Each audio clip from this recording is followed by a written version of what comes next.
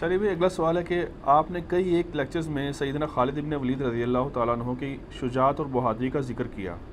اہل سنت کے خائن کے لیے سیف اللہ کا لقب بھی استعمال کیا جاتا ہے، جبکہ بعض غالی رافضی خالد ابن ولید کو سیف اللہ نہیں مانتے۔ ان کا کہنا ہے کہ سیف اللہ والی صحیح بخاری کی حدیث میں تو سیدنا خالد ابن ولید کا نام مبارک نہیں ہے، بلکہ غزوہ موتا کے موقع پر صرف سیف اللہ کا ذکر ہے۔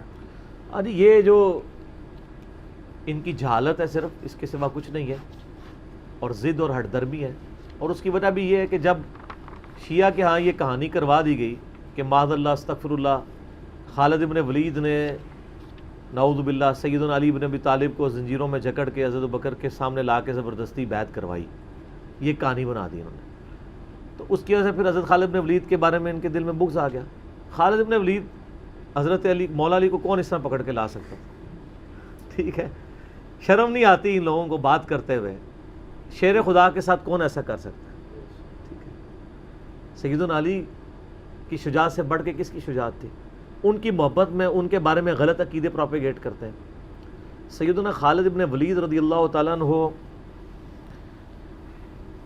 کو اللہ تعالیٰ نے مشرکین عرب سے اٹھا کے رومن اور پرشین امپائر کے اوپر دے مارا ہے۔ بڑی ایکسٹراڈنری پرسنالٹی ہے۔ نبی علیہ السلام کی اعلان نبوت کے بعد 19 سال تک کافر رہے ہیں۔ اس 19 سالوں میں موت بھی آ سکتی تھی،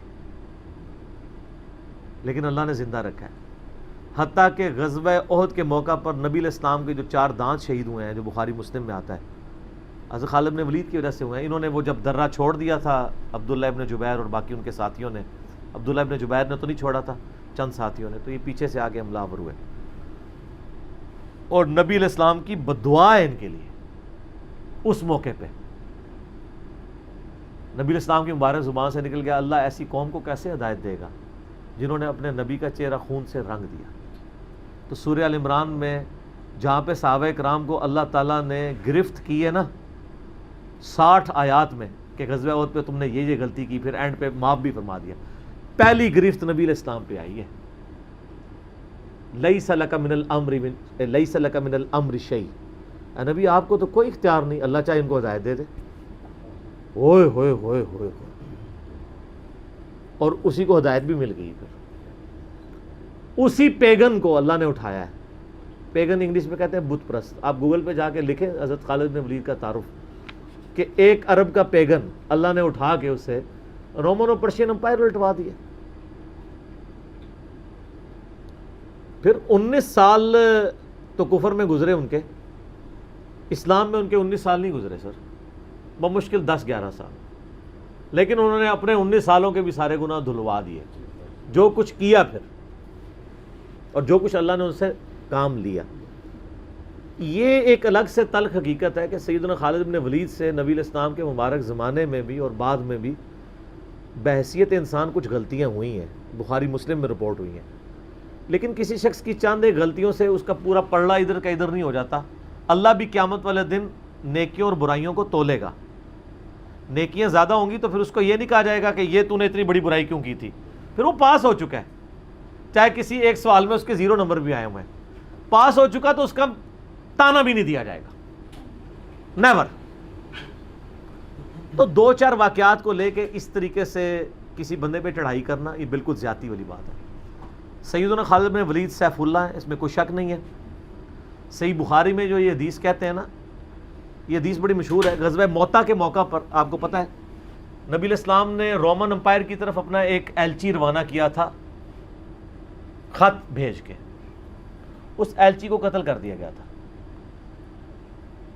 اور اس وقت ایلچی کا قتل اعلان جنگ ہوتا تھا۔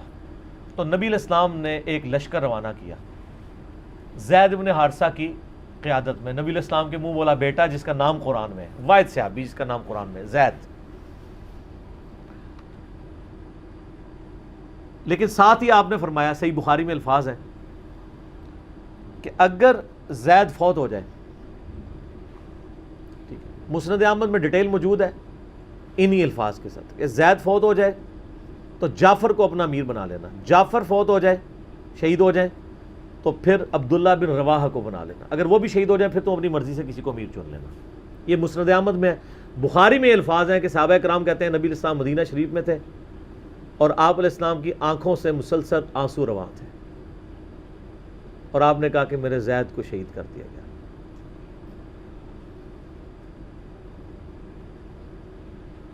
اب مسلمانوں کا پرچم جعفر نے تھام لیا۔ جعفر بھی حضور کے لاڈلے سے، آپ کو پتہ ہے، جعفر طیار، حضرت علی کے بھائی، جن کے بارے میں بخاری میں آتا ہے کہ ان کے 2 بازو کٹ گئے تھے، تو آپ علیہ السلام فرمایا میں نے اسے جنت میں اڑتے ہوئے دیکھا، اللہ نے اس کو 2 پر دے دیے۔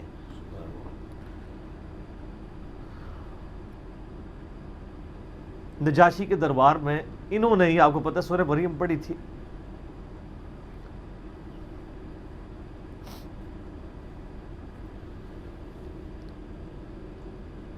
پھر آپ نے فرمایا کہ جعفر کو شہید کر دیا گیا، اب عبداللہ ابن رواحہ نے پرچم تھام لیا، پھر آپ نے فرمایا اسے بھی شہید کر دیا گیا، پھر آپ نے فرمایا اب اللہ کی تلواروں میں سے ایک تلوار کو مسلمانوں نے اپنا امیر چن لیا، اور میں اللہ سے امید کرتا ہوں اللہ تعالیٰ اس کے ہاتھ میں فتح دے گا، اور فتح ہو بھی گئی۔ یہ بخاری کی جو حدیث ہے نا، اس کے اوپر امام بخاری نے باب باندھا ہے مناقب خالد ابن ولید، حالانکہ اس میں خالد ابن ولید کا نام نہیں تھا، لیکن اس حدیث کے اوپر باب کیا باندھا؟ خالد ابن ولید، کیونکہ وہ سیف اللہ وہ تھے، سیوف من سیوف اللہ، اللہ کی تلواروں میں سے ایک تلوار کے ہاتھ میں جھنڈا آ گیا، اللہ تعالیٰ فتح دے دے گا، فتح ہو گئی۔ اس کے 3-4 طریقے بخاری میں، باقی طریق کے اندر نا خالد ابن ولید کا نام بھی موجود ہے کہ خالد ابن ولید کے ہاتھ میں اب پرچم آ گیا، اللہ نے فتح دے دی۔ اچھا، اور وہ فتح یہ ہوئی کہ بہت بڑا لشکر سامنے سے آ گیا تھا، حضرت خالد بن ولید اپنے لشکر کو بچا کے واپس لے آئے۔ ایک غزوہ موتا تھا، اور صحیح بخاری میں آتا ہے کہ 9 تلواریں حضرت خالد کے ہاتھ میں ٹوٹی تھیں اس دن، 9 تلواریں اس جنگ کے اندر، واپس آ گئے۔ پھر بعد میں خیر وہ ایک رومن امپائر والا پھر یرموک پہ جا کے کنکلوژن ہوئی نا۔ یہاں پہ بخاری میں الفاظ ایک طریق میں خالد بن ولید ہیں، دوسری میں سیف اللہ، اور امام بخاری نے باب بھی باندھ دیا تو سیف اللہ ثابت ہو گیا۔ اسی حدیث کا جو طریق مسند احمد میں ہے، اس میں الفاظ ہیں اللہ کی تلواروں میں سے ایک تلوار خالد ابن ولید۔ جامعہ ترمذی میں ایک حدیث صحیح سند کے ساتھ ہے کہ نبی علیہ السلام کے سامنے سے حضرت خالد ابن ولید گزرے تو آپ نے فرمایا کہ خالد بن ولید کتنا نیک بندہ ہے اللہ کا، اللہ کی تلواروں میں سے ایک تلوار ہے۔ آپ دیکھیں جس شخص کے لیے نبی علیہ السلام کی مبارک زبان سے بددعا نکلی، اسی مبارک زبان سے ان کو اللہ کی تلوار کا قرار دے دیا گیا۔ ذالک فضل اللہ یؤتی من یشاء، یہ اللہ کی بے نیازی ہے۔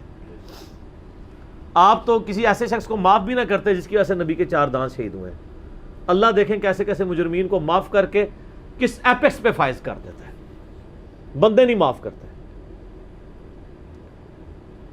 اس طریقے سے صحیح بخاری میں حدیث ہے، حضرت عبداللہ ابن عباس کہتے ہیں کہ مجھ سے سیف اللہ خالد ابن ولید نے خود یہ حدیث بیان کی، تو بخاری میں خود سیف اللہ لقب عبداللہ ابن عباس نے، کہ ایک دن حضرت خالد ابن ولید نبی علیہ السلام کی بیوی سیدہ میمونہ جو کہ میری خالہ بھی ہیں حضرت عبداللہ ابن عباس کی، ان کے ہاں نبی علیہ السلام کے پاس بیٹھے ہوئے تھے، تو انہوں نے بھونی ہوئی دب لا کے رکھی، عربی میں دب کہتے ہیں، دال با دب، اردو میں ہم اسے وہ گو، ویسے گو کا لفظ اپروپریٹ نہیں ہے، سانڈا لفظ ہے اصل میں، چھپکلی سے تھوڑی سی بڑی ہوتی ہے، حلال ہے کیونکہ یہ سبزی خور ہے، ہاں یہ سبزی خور ہے، عربی بڑے شوق سے کھاتے ہیں یہ گو، دب کہتے ہیں۔ آپ یوٹیوب پہ بھی دب لکھیں نا تو وہ پوری عربیوں کی ویڈیوز کھل جائیں گی۔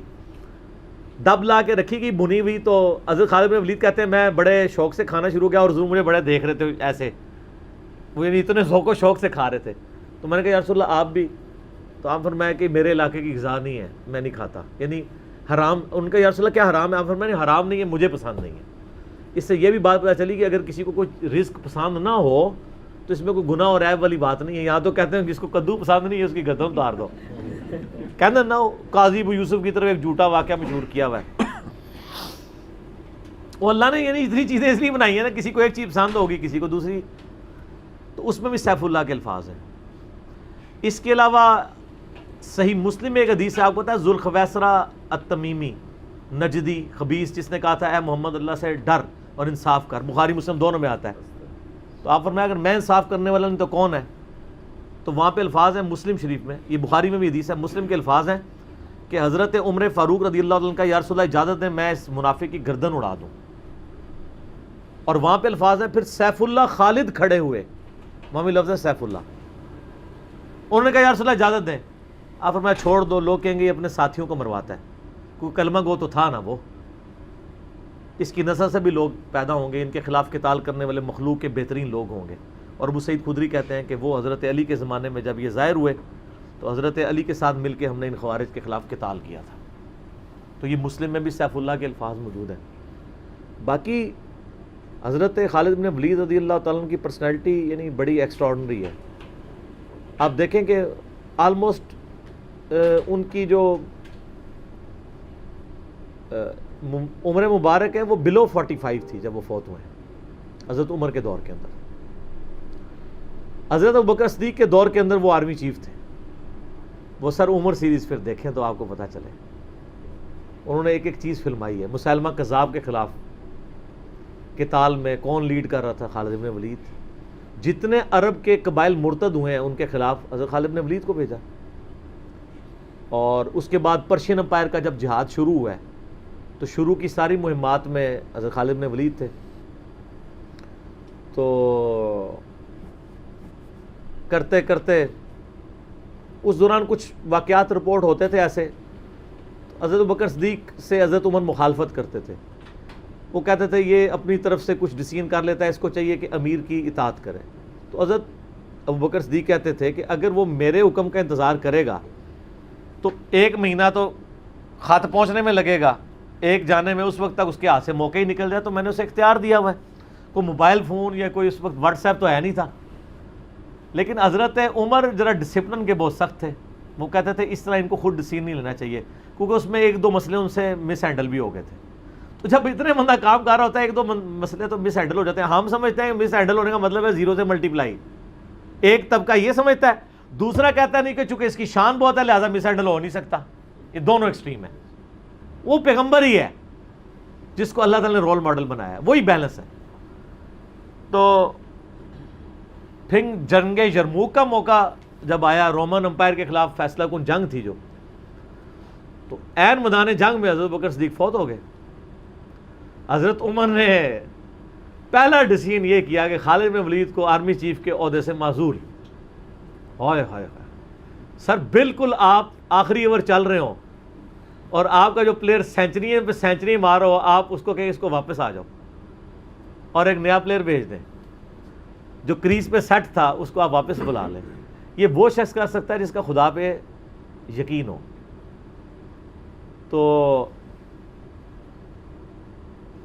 اور آپ کو پتہ ہے حضرت عمر کے رشتہ دار تھے قریبی، انہی کے قبیلے سے تھے حضرت خالد بن ولید۔ حضرت خالد بن ولید کو پتہ تھا کہ یہ اگر عمر خلیفہ بنے گا نا تو پھر میرا معاملہ پہلے ہوگا، اور وہی ہوا۔ ابو عبیدہ ابن جراح کو بنا کے بھیج دیا۔ لوگوں میں بڑی چیمہ گوئیاں شروع ہوئی کہ لو جی سب سے بڑی آرمی کے خلاف جنگ ہو رہی ہے، سب سے بڑی سپر پاور، اور عین میدان جنگ میں یہ ڈیسیژن کر دیا ہے، اگر مسلمان ہار گئے پھر کیا ہوگا، یہ وہ اللہ نے فتح دے دی۔ فتح ہوئی تو اب جب لوگ آ کے مبارک باتیں پیش کر رہے ہیں، پھر حضرت عمر نے آ کے مسجد نبی میں خطبہ دیا۔ انہوں نے کہا خدا کے لیے میں تم سے یہی تو چیز ختم کرنا چاہتا تھا کہ یہ فتوحات خالد کی وجہ سے نہیں ہو رہی، رب خالد کی وجہ سے ہو رہی ہیں۔ کل کو خالد نہیں رہے گا تو تم کیا سمجھو گے کہ اسلام ختم ہو جائے گا؟ اسلام نے تو آگے چلنا ہے، ٹھیک ہے۔ پھر انہوں نے کہا میری دوسری حکمت یہ تھی کہ مجھے پتہ ہے کہ اب یہ رومن امپائر مسلمانوں کے پاس آ جائے گی، بیت المقدس بھی فتح ہو گیا پھر بعد میں، تو خالد بن ولید جو ہے یہ جنگ کی فیلڈ کا ماسٹر ہے، اور جب کوئی علاقہ فتح ہو جاتا ہے پھر کسی جنگجو کی وہاں گورنر لگانے کی ضرورت نہیں ہوتی، بلکہ کسی ایسے شخص کو گورنر لگانے کی ضرورت ہوتی ہے جو ہیومن انسٹنکٹ سے واقف ہو، جس کو ہیومن مینجمنٹ آتی ہو۔ تو خالد تو ہمیشہ تلوار کے ساتھ ہی کھیلا ہے، اس کو ہیومن مینجمنٹ نہیں آتی، تو میں نے اس شخص کا انتخاب کیا ہے جس کو سب سے زیادہ رسول اللہ صلی اللہ علیہ وسلم کی صحبت کا شرف حاصل ہے۔ اور بخاری مسلم میں حدیث ہے کہ نبی علیہ السلام نے فرمایا کہ ہر نبی کے ساتھ ایک امین ہوتا ہے، اور میرا امین جو ہے وہ ابو عبیدہ ابن جراح ہے۔ ان کو پھر یعنی یرموک میں حضرت عمر نے یعنی آرمی چیف لگایا اور فتح ہوئی۔ اس کے بعد بیت المقدس بھی فتح ہو گیا، کیونکہ ابو عبیدہ جو ہے وہ شروع کے مسلمانوں میں سے ہیں، مکی دور کے. اب بعد میں لوگوں کو اسلام سکھانا تھا تو ایسے بندے کی ضرورت تھی نا. تو پھر حضرت عمر آپ کو پتہ ہے نا دورے پہ بھی گئے تھے بیت المقدس کی چابیاں لینے کے لیے. تو وہاں پہ کئی واقعات ہیں، ان میں سے ایک جو واقعہ ابو عبیدہ کا جو کہ ذکر ہوا ہے، تو اس کے بعد حضرت عمر ابو عبیدہ کو کہتے ہیں مجھے اپنے اب آپ آفس میں لے چلو.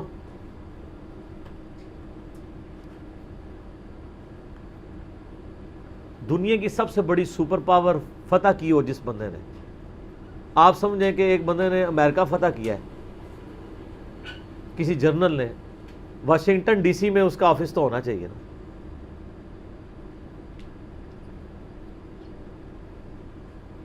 حضرت عمر رضی اللہ تعالیٰ عنہ کو ابو عبیدہ جب اپنے یعنی آفس میں لے کے گئے تو آفس کیا تھا؟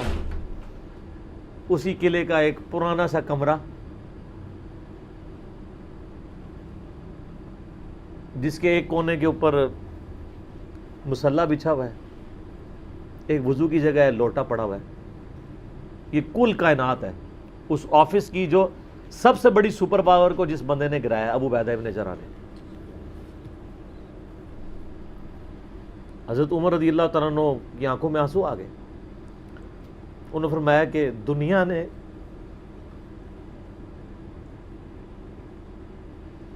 ہر بندے کے اوپر اپنا اثر چھوڑا ہے سوائے ابو عبیدہ ابن جراح کے. دنیا سے شکست نہیں دے سکی. دنیا سے مراد دنیا کی محبت.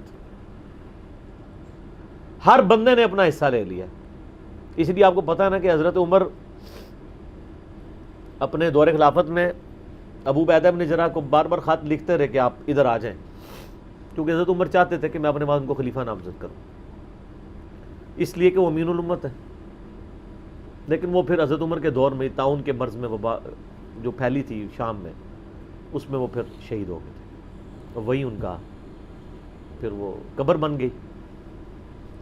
سر میرا سوال ہے کہ طاعون کا مرض آپ کو پتہ ہے کہ کیا تھا؟ جسم پہ پورے پھوڑے نکلتے تھے کینسر کے. تو کیا حضرت ابو عبیدہ ابن جراح ناکام گئے ہیں دنیا سے؟ کہتا ہے جی کوئی بندہ مرا تھا، بڑا نورانی چہرہ تھا، یہ تھا وہ تھا. ہر بندے نے اپنے بنائے ہوئے ہیں. ایک بندہ پھوڑوں کی تکلیف سے مرا ہے، بخاری مسلم کی حدیث ہے، جو طاعون کے مرض میں مرا وہ شہید ہے. تو وہ مرے تو بستر مرگ پہ ہے لیکن شہید ہیں. اور دوسری طرف خالد بن ولید آپ دیکھ لیں، سینکڑوں جنگوں میں حصہ لیا انہوں نے، کسی ایک جنگ میں شکست نہیں کھائی، حتیٰ کہ جو کافروں کی طرف سے بھی غزوہ احد لڑی ہے اس میں بھی ان کو شکست نہیں ہوئی. جسم پہ حضرت خالد بن ولید کہا کرتے تھے میرے جسم کا کوئی حصہ نہیں جس پہ برچھی یا نیزے یا تلوار کا نشان نہ ہو. ظاہر ہے اتنی جنگوں میں زخم لگ جاتے ہیں، لیکن میں بھی آج ایک بوڑھے اونٹ کی طرح بستر مرگ پہ مر رہا ہوں. میں نے سینکڑوں جنگوں میں اپنی موت کو تلاش کیا لیکن موت نہیں آئی. اس کا مطلب ہے موت جو ہے وہ اس پہ ڈیپینڈنٹ نہیں ہے کہ آپ میدان جنگ میں گئے ہوئے ہیں. ان کو موت میدان جنگ میں اس لیے نہیں آنی تھی کہ وہ اللہ کی تلوار تھے. اللہ کی تلوار تو نہیں ٹوٹ سکتی تھی. تو ان کا آج میں بھی بوڑھے اونٹ کی طرح بستر مرگ پہ مر رہا ہوں. صرف میں تمہیں یہ بتانا چاہ رہا ہوں کہ موت کا میدان جنگ سے کوئی تعلق نہیں. ویسے تو مسلم شریف میں حدیث ہے جو شخص شہادت کی تمنا کے ساتھ اپنے بسترے پہ بھی مرا اللہ تعالیٰ اسے شہید ہونے کا ثواب دے دے گا. ہمیں نیت کرنی چاہیے. یہ حضرت خالد بن ولید کے شعر ہیں کہ میں بھی اگر موت میدان جنگ میں آتی تو مجھے آتی جس نے سینکڑوں مار کے لڑے ہیں. اور سر پیچھے بیٹھ کے نہیں آج کل کے جرنیلوں کی طرح، فرنٹ سے لیڈ کر کے. تو یہ ان کے اشعار آج بھی ان کا جو قبر یا مزار بنا ہے اس کے ساتھ ایڈجسنٹ مسجد کی دیوار کے اوپر یہ شعر لکھے ہوئے ہیں. آپ یوٹیوب پہ جا کے دیکھیں تو آپ کو مل جائیں گے. فرنٹ سے لیڈ کر کے پوری زندگی لڑے ہیں. باقی ان سے جو کچھ واقعات مس ہینڈل ہوئے ہیں اس سے آپ ان کی یہ نہیں کہہ سکتے کہ زندگی زیرو سے ملٹیپلائی کر گئی، کیونکہ جو بندہ موت کو گلے لگانے کے لیے ہر وقت تیار ہو اس کے بارے میں یہ کہنا کہ وہ کسی عورت کے معاملے میں مطلب وہ اس سے محبت کے چکر میں اس نے اس کے یعنی خاوند کو مروا دیا، جو ایک واقعہ ملتا ہے تو ایسا نہیں تھا، کیونکہ حضرت عبداللہ بن عمر اور عمار بن یاسر آپ کو پتہ ہے یہ رپورٹر تھے حضرت ابو بکر کے. غزوہ جب وہ جنگ یمامہ کے بعد واپس آئے نا تو انہوں نے آگے رپورٹنگ کی. انہوں نے پوچھا ہاں بتاؤ اتنے مار کے لڑے کیا ہوا کیا ہوا. تو عمار بن یاسر نے کہا کہ اللہ کی قسم آپ جنگ یمامہ تو جیتی حضرت خالد بن ولید کی وجہ سے. پہلے تو پسپائی ہو گئی تھی، 700 وفات شہید ہو گئے تھے. حضرت خالد بن ولید اکیلے آگے چلے گئے تھے جسے روپ پڑا تھا. تو انہوں نے کہا کہ اے امیر المومنین، خالد ہم میں سے اگر کوئی شہید ہوتا سب سے پہلے خالد ہوتا. یہ ہر جنگ میں سب سے پہلے آگے جا کے لڑتے تھے، اور اگر کوئی سب سے پہلے دشمنوں کے تیروں اور نیزوں کا شکار ہوتا تو خالد بن ولید ہوتا. تو جب جس بندے کی زندگی کی کمٹمنٹ کا لیول یہ ہو نا، اس کے لیے عورتوں کا شگف کوئی شگف نہیں ہوتا. جب بندہ جان ہتھیلی پہ رکھ کے جا رہا ہو، سر یہ ہماری سچویشن نہیں ہے. تو وہ آپ کسی بندے کی اجتہادی خطا یا کہیں پہ کوئی اس کا مسئلہ وہ ایک علیحدہ بات ہے. اوورآل جو بندہ اتنا کمٹمنٹ کے ساتھ لڑ رہا ہو اس کے بارے میں یہ بدگمانی نہیں کی جا سکتی کہ اس کے اندر کوئی اس حوالے سے جھول پایا جاتا ہے. بال خالد بن ولید رضی اللہ تعالیٰ عنہ مسلمانوں کے ہیرو ہیں. باپ کے بارے میں قرآن میں اتنے سخت الفاظ ہیں، اور بیٹا دیکھ لیں، ٹھیک ہے. اور آپ کو پتہ ہے کہ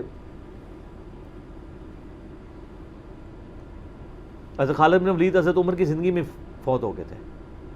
ان کی جب شہادت، ان کی فوت ہونے کی خبر جب مدینہ شریف میں آئی نا تو کچھ عورتوں نے واویلا کرنا شروع کر دیا. تو حضرت عمر تو آپ کو پتہ ہے بڑے سخت مزاج تھے. ان کا یہ عورتیں کیوں رو رہی ہیں، کیا ہوا ہے؟ تو بتایا کہ خالد بن ولید فوت ہو گئے. حضرت عمر نے رونا شروع کر دیا، حالانکہ خود معزول کیا ہوا تھا، لیکن وہ اللہ کے لیے کیا ہوا تھا نا، اپنی ذات کے لیے نہیں. آپ فرمائیں ان عورتوں کو رونے دو. خالد واقعی اس قابل ہے کہ اس کے اوپر رویا جائے، کیونکہ باقیوں کی اگر کوئی تعریف کرتا ہے نا تو غلوب ہو سکتا ہے. خالد نے اتنا کچھ اسلام کے لیے کیا ہے کہ اگر یہ روتے ہوئے یہ نوحہ جو حرام قرار دیا کہ نا وہ اس طرح کا نوحہ ہے جس میں آپ جھوٹی تعریف کریں. اگر کوئی روتے ہوئے کسی کی سچی تعریف کر دیتا ہے کہ اس کی وجہ سے اسلام کی یہ خدمت ہوئی، سر وہ نوحہ تو حضرت عمر کے اوپر کیا ہے، وہ نوحہ تو جائز ہے جس میں گریبان چاک نہ ہو، جھوٹی تعریف نہ ہو، آپ کلمات. تو حضرت عمر نے کہا کہ خالد اس قابل ہے کہ اس کے لیے عورتوں کو نوحہ کرنے دو جو کچھ اس نے اسلام کے لیے خدمات کی. حضرت عمر کے اوپر نہیں کیا. بخاری مسلم دونوں میں حدیث ہے، عبداللہ ابن عباس کہتے ہیں کہ حضرت عمر کی میت رکھی ہوئی تھی اور لوگ آ کے آپ کی میت پہ سلام پڑھتے تھے اور آپ کے لیے تعریفی کلمات کہتے تھے کہ اللہ تعالیٰ آپ کے ساتھ اچھا معاملہ کرے، آپ کی وجہ سے اسلام کو عروج ملا، یرموک کے اندر اور قادسیہ کے اندر اللہ نے فتوحات دی، رومن پرشین امپائر مسلمانوں کے پاس آئی، خزانے آئے. اتنے میں عبداللہ ابن عباس کہتے ہیں، بخاری مسلم دونوں میں حدیث ہے، ایک شخص میرے پیچھے آ کے کھڑا ہوا اور اس نے میرے کندھے پہ یوں کونی رکھی اور اس نے کہا اے عمر اللہ تجھ پہ رحم کرے، تو اس روئے عرض پہ ایسا شخص تھا کہ میری خواہش تھی کہ میں اللہ کے حضور اگر پیش ہوں نا تو میں تیرے اعمال کے ساتھ پیش ہوں. ہائے ہائے ہائے ہائے، تیرے اعمال اس قابل ہے کہ میں چاہتا ہوں میں ان اعمال کے ساتھ اللہ کے سامنے پیش ہوں. اور میں نے رسول اللہ سے بارہا سنا تھا، میں ابو بکر اور عمر نے یہ کیا، میں ابو بکر اور عمر فلاں جگہ گئے، میں ابو بکر اور عمر داخل ہوئے، میں ابو بکر اور عمر نکلے. مجھے امید تھی کہ تم اپنے دو ساتھیوں سے جا ملو گے. کس کے ساتھ؟ رسول اللہ اور ابو بکر صلی اللہ علیہ وآلہ وسلم رضی اللہ تعالیٰ عنہ. تو ابن عباس کہتے ہیں کہ میں نے جب یوں مڑ کے دیکھا تو وہ حضرت علی بن ابی طالب تھے جو یہ تعریفی کلمات حضرت عمر کی میت پہ کہہ رہے تھے. سر مولا علی کسی کے لیے تعریفی کلمات کے اور اس لیول کے کہ میں تیرے اعمال کے ساتھ اللہ کے حضور پیش ہونا چاہتا ہوں، اس کو اور کسی سرٹیفکیٹ کی ضرورت نہیں ہے، جس کی خود فضیلت میں اتنا کچھ ہے. اور آپ دیکھیں کس طرح اب یہ سارے تعریفی کلمات میت پہ ہی کہے جا رہے تھے نا، اس طرح کے وہ ان کے لائق تھا کہ ان کے لیے لوگ یہ تعریفی کلمات پڑھتے. واقعی انہوں نے اسلام کو کنٹریبیوٹ کیا ہے. یہاں تو جن لوگوں نے اسلام کا جنازہ نکالا ہے، بدعقیدگیاں پھیلائی ہیں، لوگ ان کی کہتے ہیں جی بڑی خدمات ہیں. پھر میں بار بار پوچھتا ہوں کیا خدمات ہیں؟ کس صوفی بزرگ نے جو ہے وہ بخاری کا ترجمہ کر دیا ہے اپنی مدر ٹنگ کے اندر؟ کس نے قرآن کا ترجمہ کر دیا؟ پھر کہتے خدمات ہے. خدمات جن لوگوں کی ہیں وہ نظر آ رہی ہیں. آج تک لوگ ان کا نام لیتے ہیں تو رضی اللہ تعالیٰ عنہ کہتے ہیں, ان کے لیے دعائیں مانگتے ہیں, ان کی زندگی میں بھی, ان کی وفات کے بعد بھی, قیامت تک. ٹھیک ہو گیا.